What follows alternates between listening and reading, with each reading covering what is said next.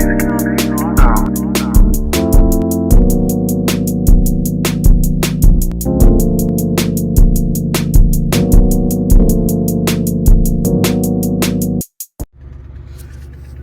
got a no heat call on the water heater.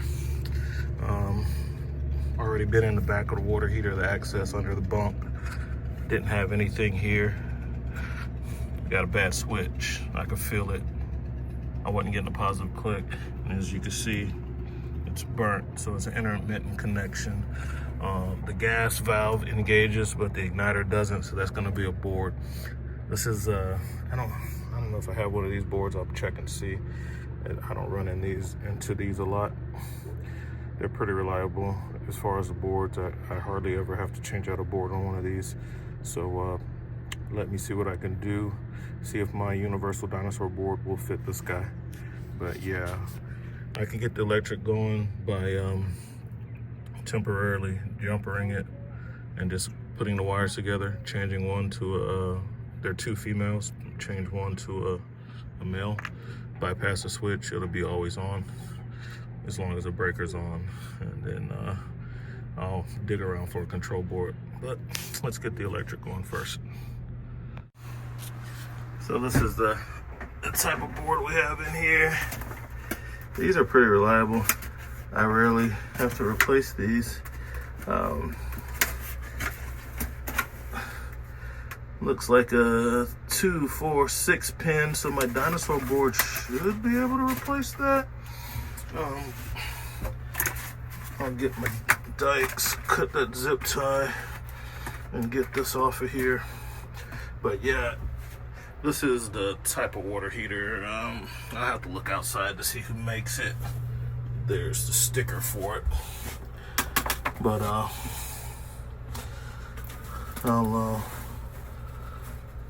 get this out and see if my dinosaur board will fit and save the day. Stand by. All right, so now that we have the board disconnected, we do no guessing here. We give definitive diagnosis. You can see that the board is burnt, has some burnt resistors, mainly that one. And also that capacitor. So yeah, internal burnouts on the board. I watched this channel, Royalty Auto Service, and long-haired, gray-haired guy, you know, self-made guy. Great story. I love watching their auto diagnostics, and he talks about, like, in the auto industry, how people don't want to pay for diagnostic when the shops really are doing the diagnostic and not just scanning for codes like an auto parts store, but actually doing the diagnostic. And he was saying, like, we're held to a higher standard because at his shop, at least, and shops like his, when they guarantee the diagnosis, and like that is so rare because I don't find a whole lot of shops that'll do that. I'm gonna start asking shops because I also hadn't asked. But I've ran in situations where stuff was misdiagnosed, and it's like, just, oh, well, you know, like you said, well, we did that, well, I guess you need this too. But really, they just misdiagnosed it the first time and I had to pay again. Long ago, before I knew how to work on stuff, guys. So I do the same thing. I guarantee my diagnosis. When I diagnose a problem, I don't just condemn a module or board or a switch. I take it all apart, do the testing, use my meters, whatever tools. That's why I have so much stuff. And when I say you got a bad board, you could take that to the bank. You got a bad board. I can prove it. And I say your switch is bad or this or that, that's what it is. There's no guessing with it. And if I make a mistake and get it wrong, I'll pay for it. The parts are free, the labor is free. You don't have to pay me anything because I'm paying for a lesson.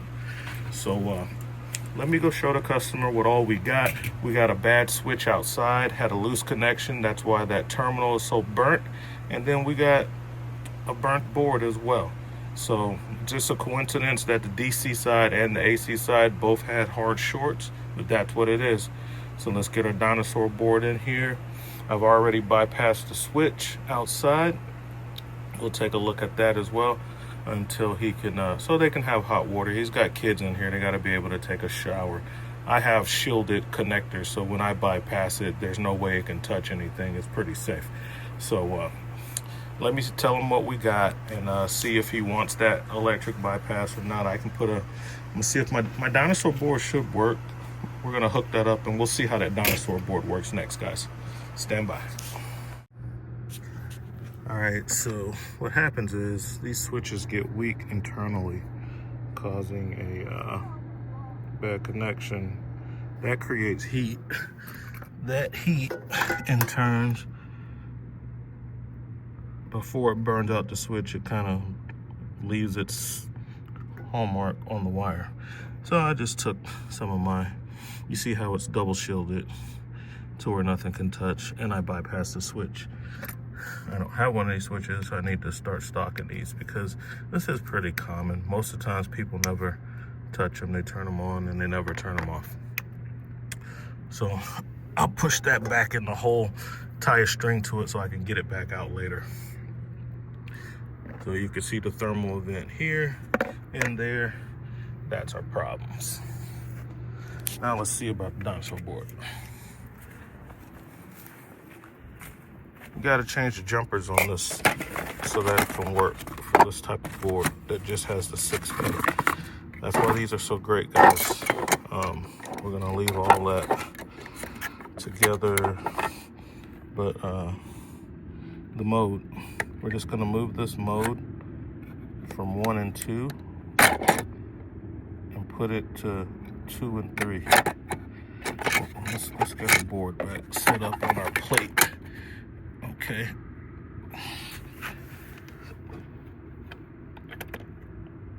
So now that we've shorted those 2 pins, this is now configured for a 6-pin connector, which is what this one was. Everything seems to be lining up. Looks like we got a winner.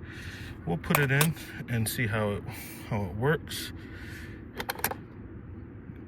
Because of the way the board is, we can, because this board obviously had a cover on it, we'll put it comes with a hardware kit.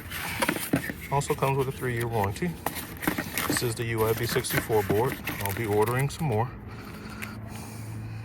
They're anywhere between $125 to $200 depending on where you get them from.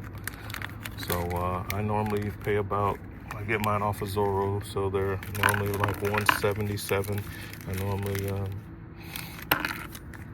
sell them for what I buy them for, which is I basically bill them out at $175 because sometimes I have a 10% discount code and I can get them for about $170. Other places you can get them cheaper, but I like dealing with people who I trust. Plus I have a Net 30 account with Zorro, so it's doing double duty for me. It's an active trade line, which helps me build business credit so I can get large business loans and lines of credit because I have a lot of trade experiences. I have several Net 30 accounts and I use them, even though they might charge $10 or $15 more than Amazon or so. I rather use my vendors, and they have better customer service. When something goes wrong, I get better service, and that's worth $30, $40 extra to me. So let's get this one put in and show you what we got. All right, as soon as I plugged it up, that's the old case. I got my green light for about a second, fired right up. I hear it running right now. All right, so I'll have to mount this and get that tidied up, but another win for the UIB64, the universal board, guys. You can't beat it. Let me go outside and see what my flame's looking like.